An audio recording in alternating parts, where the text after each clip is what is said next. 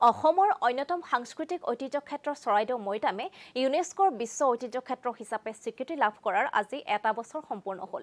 এই উপলক্ষে চৰাইদেউত অসম প্ৰত্নতত্ত্ব সঞ্চালকালয়ৰ উদ্যোগত দিনজোৰা কাৰ্যসূচীৰে বিশেষ অনুষ্ঠানৰ আয়োজন কৰা হয়। আজি আয়োজিত এই প্ৰথম বৰ্ষপূৰ্তি অনুষ্ঠানত অসম চৰকাৰৰ কেবিনেট মন্ত্ৰী যোগেন মহন, বিমল বৰাৰ লগতে কেইবাগৰাকীও বিশিষ্ট ব্যক্তি উপস্থিত থাকে।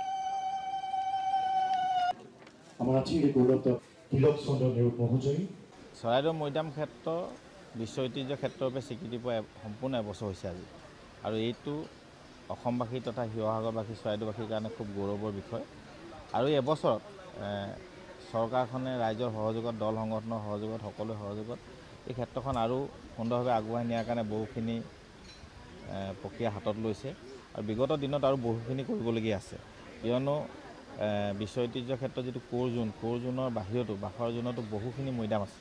সেই মৈদামখিনি বেদখলমুক্ত কৰি সংৰক্ষণ কৰি পৰৱৰ্তী পৰ্যায়ত সেই মৈদামখিনিকো আমি আগুৱাই নিয়াৰ কাৰণে চৰকাৰে বিভিন্ন ধৰণৰ প্ৰক্ৰিয়া হাতত ল'ব লাগিব, আৰু এইদৰে সকলোৱে মিলি এই ক্ষেত্ৰখন আমি জাকত জিলিকা কৰি ৰাখিব লাগিব।